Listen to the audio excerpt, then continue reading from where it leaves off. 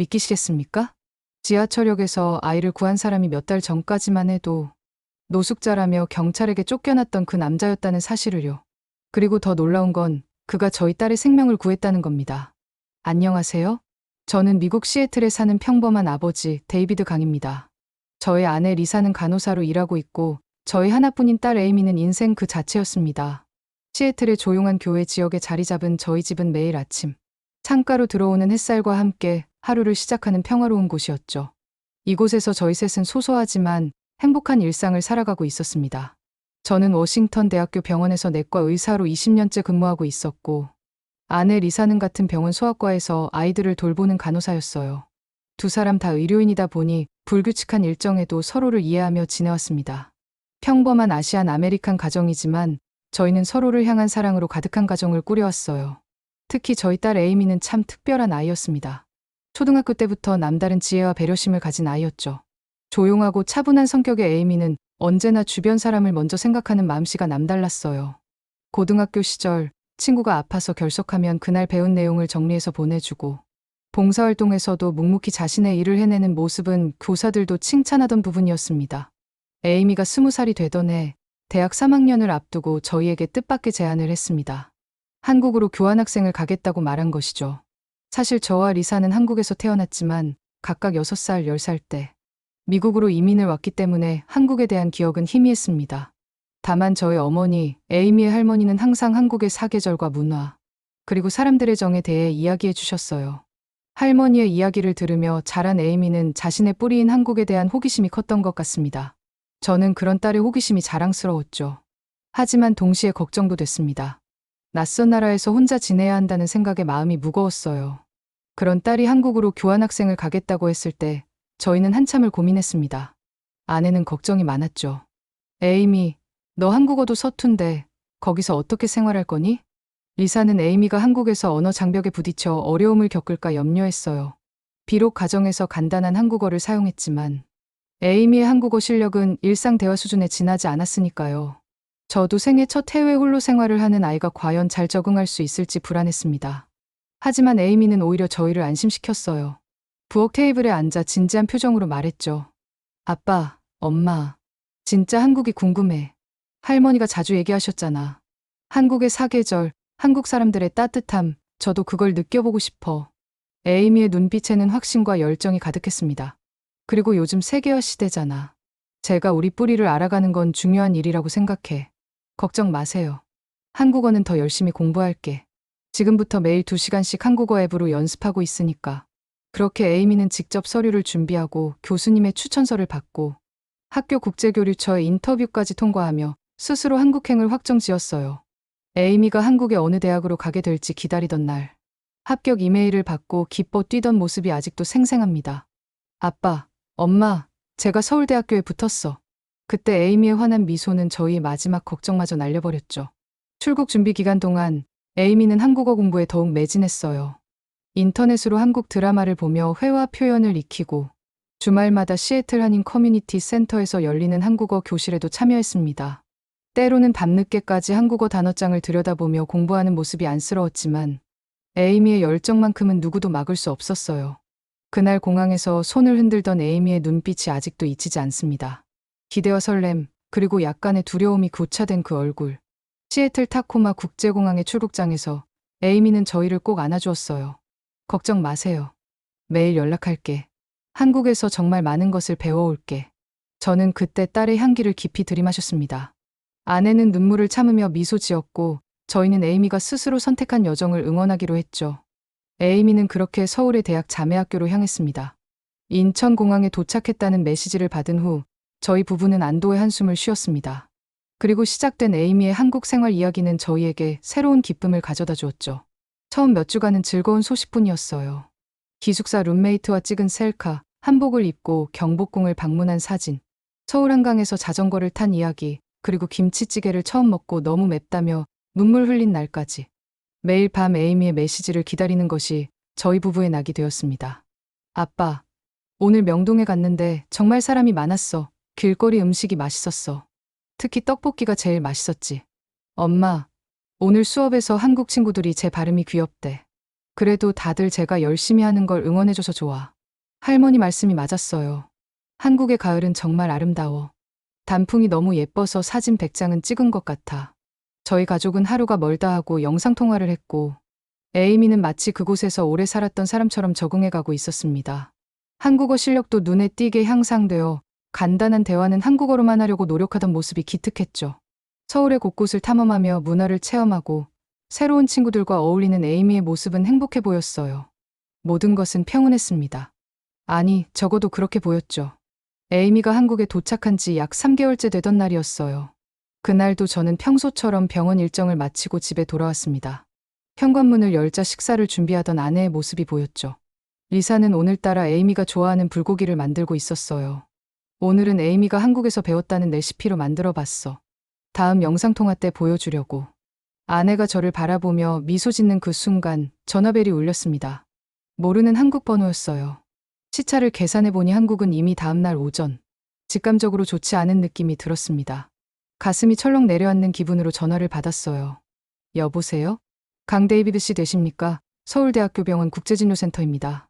그 순간 손에 들고 있던 가방이 바닥에 떨어졌죠. 병원에서 온 전화라니. 온 몸에 피가 얼어붙는 것 같았습니다. 심장이 빠르게 뛰기 시작했고 입안이 바짝 말랐어요. 네, 맞습니다. 무슨 일이십니까? 에이미가 병원에 있습니다. 숨이 턱 막혔어요. 그 순간 온 세상이 멈춘 것 같았습니다. 다급한 목소리로 저는 자세한 상황을 물었습니다. 담당자의 설명에 따르면 에이미는 낯선 남성에게 습격을 받았고 의식을 잃은 채 발견됐다는 것이었어요. 다행히 생명에는 지장이 없지만 정신적인 충격이 크다고 했습니다. 저는 휴대전화를 떨어뜨릴 뻔했죠. 아내는 제 표정을 보고 무슨 일인지 직감했고 말없이 눈물을 흘렸어요. 곧바로 한국으로 가겠습니다. 제발 우리 딸을 잘 돌봐주세요. 전화를 끊자마자 저는 벽에 기대어 주저앉았습니다. 아내는 제 손을 잡고 떨고 있었죠. 데이비드, 에이미가 어떻게 된 거야? 우리 애가. 저는 아내를 안아주며 상황을 설명했어요. 리사는 울음을 터뜨렸고 저 역시 눈물을 참기 어려웠습니다. 가슴이 찢어지는 듯한 고통이 밀려왔어요. 하지만 지금은 감정에 휩쓸릴 때가 아니었습니다. 우리는 딸의 곁으로 가야 했어요. 그날 밤 우리는 잠을 이루지 못했습니다. 새벽까지 항공편을 알아보고 짐을 싸며 떨리는 손으로 여권을 챙겼죠. 다행히 다음날 새벽 시애틀에서 인천으로 가는 직항편을 예약할 수 있었어요. 아내는 병원에 긴급 휴가를 신청했고 저 역시 동료 의사에게 급한 가정사를 설명하고 일정을 조정했습니다. 비행기 안에서 저희는 손을 꼭 잡은 채 침묵을 지켰어요. 머릿속에는 온갖 걱정과 불안이 가득했습니다. 딸을 보기 전까지 12시간의 비행시간이 12년 같았어요. 인천공항에 도착하자마자 저희는 서울대학교 병원으로 향했습니다.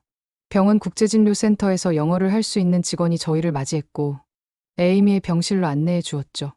문을 열고 들어가는 순간 저희 부부의 심장은 멈추는 것 같았어요. 서울의 병원에서 마주한 에이미는 참담했습니다.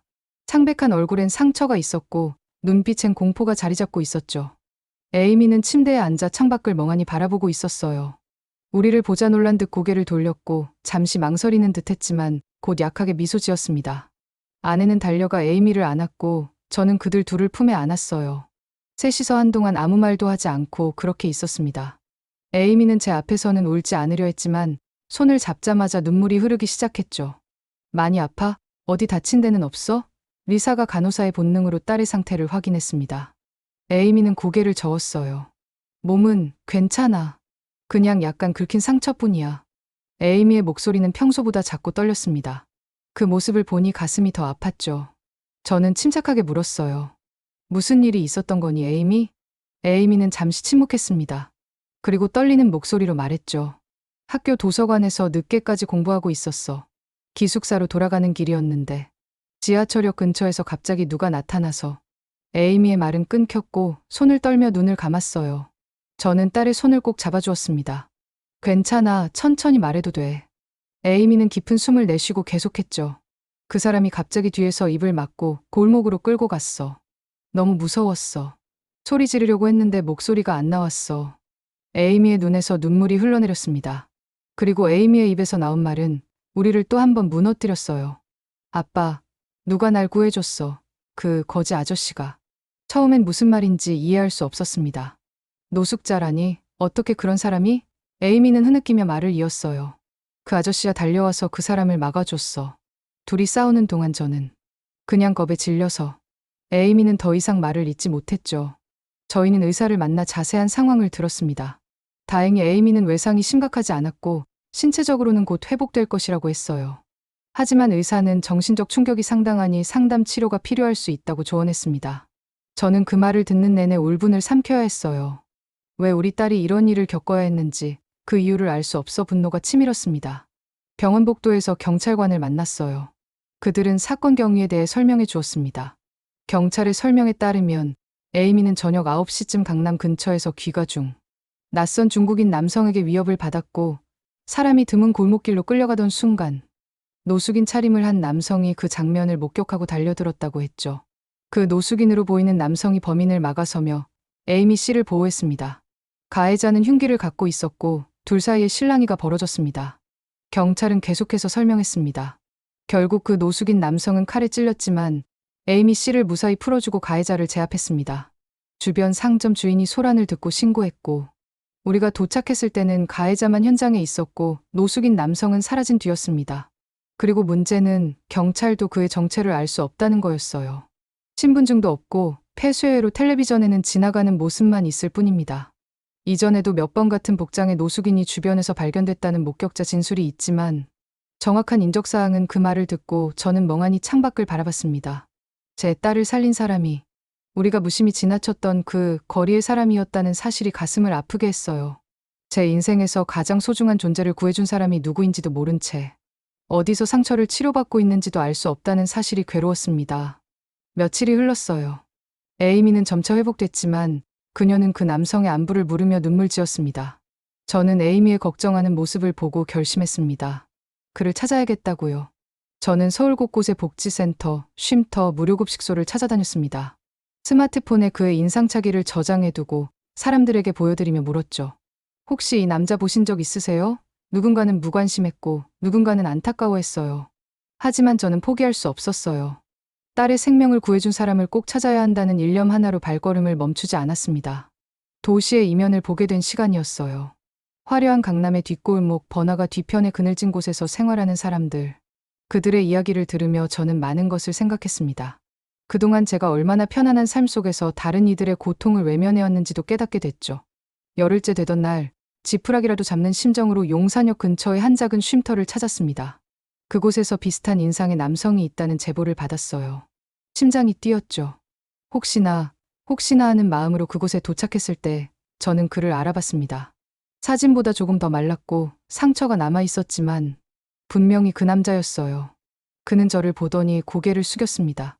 마치 오래전부터 알고 있었던 사람처럼 조용히 물었어요. 혹시 에이미의 아버지이십니까? 그 목소리를 듣는 순간 저는 울컥했습니다. 목이 메어 말이 나오지 않았어요. 저는 그저 앞으로 다가가 그를 끌어안았습니다. 감사합니다. 제 목소리는 떨리고 있었어요. 평생 느껴보지 못한 감정이 가슴을 채웠습니다. 고마움, 미안함, 존경심이 뒤섞인 복잡한 감정이었죠. 그는 어색하게 웃었습니다. 그리고 말했어요. 그 아이가 무사하다니. 그걸로 충분합니다. 그는 자신의 이름을 밝혔습니다. 최강민 6년 전까지는 특수부대에 있었지만 작전 중 외상 후 스트레스로 제대 후 생활고를 겪었다고 했어요. 가족도 집도 잃고 신분증조차 재발급받지 못한 채 거리에서 살고 있었답니다. 하지만 최강민은 거리에서 위험한 상황을 수없이 봐왔고 에이미의 상황도 본능적으로 알 수 있었다고 했습니다. 최강민은 당시 칼에 찔린 후 근처 약국에서 소독만 하고 다시 거리로 돌아갔다고 말했어요. 이유를 묻자 그는 이렇게 대답했습니다. 제가 나타나면 더 시끄러워질까봐 그 아이가 평온을 되찾기를 바랐어요. 그 말을 들으며 저는 죄송함과 동시에 경외심을 느꼈습니다. 그 누구보다 상처 입은 사람이 우리 딸의 공포를 가장 먼저 헤아려 준 겁니다. 자신의 고통보다 에이미의 안전을 먼저 생각했다는 사실에 가슴이 뭉클했어요. 최 씨, 우리 딸을 구해주셔서 정말 감사합니다. 어떻게 보답해야 할지 모르겠네요. 최강민은 고개를 저으며 미소 지었습니다. 보답 같은 건 필요 없습니다. 그저 누구나 그런 상황에서 그렇게 했을 거예요. 하지만 그의 말과 달리 저는 알고 있었어요. 누구나 그렇게 하지는 않는다는 것을. 특히 자신의 삶이 이미 충분히 힘든 상황에서 남을 위해 자신을 희생할 수 있는 사람은 많지 않다는 것을요. 우리는 최강민을 병원으로 데려갔고 의료 지원과 함께 정식 주민등록 회복을 도왔습니다. 그리고 한국의 보훈처에 그의 군복무 기록을 확인해 요청했죠. 처음에는 최강민이 거부했지만 저희 진심을 전하자 마지못해 동의했어요. 놀랍게도 최강민은 특전사에서 12년간 복무하며 다수의 해외 파병 경험이 있는 베테랑이었습니다. 보훈처는 그를 위한 긴급 지원과 재활을 시작했고 우리는 그가 새 삶을 시작할 수 있도록 도왔어요. 처음에는 도움을 거절하던 최강민이었지만 이것이 단순한 보답이 아닌 그의 정당한 권리라는 설명에 조금씩 마음을 열기 시작했습니다. 에이미는 최강민을 다시 만났을 때 조용히 다가가 그를 꼭 껴안았어요. 아저씨, 저 기억나요. 그날 아저씨가 없었다면 전. 최강민은 말없이 고개를 끄덕이며 에이미의 머리를 쓰다듬었습니다. 그 순간 저는 에이미의 눈빛이 달라진 것을 발견했어요. 공포와 불안으로 가득했던 눈동자에 작은 희망의 빛이 돌아오고 있었습니다. 그 장면을 보며 저는 확신했습니다. 진짜 영웅은 조명을 받지 않아도 언제나 곁에 있다는 거려. 화려한 옷을 입고 있지 않아도 그 마음만은 누구보다 빛나는 사람들이 있다는 것을요. 6개월 후 최강민은 한국보훈복지재단에서 근무하게 되었습니다. 그는 이제 거리의 사람이 아니라 누군가의 생명을 지킨 사람으로 다시 사회 속에 섰어요. 저희 가족은 매년 에이미의 생일이면 최강민을 초대해 조용히 식사를 합니다. 그는 여전히 말이 적지만 아이를 바라보는 눈빛은 너무도 따뜻하죠. 에이미는 교환학생 기간을 마치고 미국으로 돌아왔지만 한국과의 인연은 계속되고 있습니다. 그녀는 대학원에서 국제사회복지를 전공하기로 결정했고 졸업 후에는 한국과 미국을 오가며 사회적 약자를 돕는 활동을 하고 싶다고 말했어요. 무서운 기억 대신 최강민과 같은 사람들로 인해 희망을 품게 된 것이죠.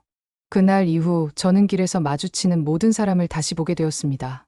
외투가 낡고 머리가 헝클어졌다고 해서 그 사람의 마음까지 판단해선 안 된다는 거려. 그날 제 딸을 지켜준 손은 세상에서 가장 따뜻한 손이었습니다. 지금도 가끔 생각합니다. 만약 그날 최강민이 없었다면 어땠을까? 혹은 그가 그냥 모른 척 지나쳤다면? 그런 생각을 할 때마다 온몸에 소름이 돋습니다. 한 사람의 작은 용기가 제 가족의 운명을 완전히 바꿔놓았다는 사실에 감사함을 느끼죠. 우리는 모두 서로에게 영향을 미치고 있습니다. 작은 친절, 잠깐의 용기, 그 순간의 결단. 그것이 누군가의 인생을 구할 수도 있다는 걸 최강민을 통해 배웠어요. 이제 저도 그런 사람이 되고자 합니다. 누군가에게 손을 내밀고 외면하지 않는 사람으로요. 오늘의 이야기는 여기까지입니다. 이 사연이 마음에 와닿으셨다면 구독과 좋아요 그리고 댓글로 에이미와 최강민에게 응원의 메시지를 남겨주세요. 다음 시간에도 진심이 닿는 이야기로 찾아뵙겠습니다. 감사합니다.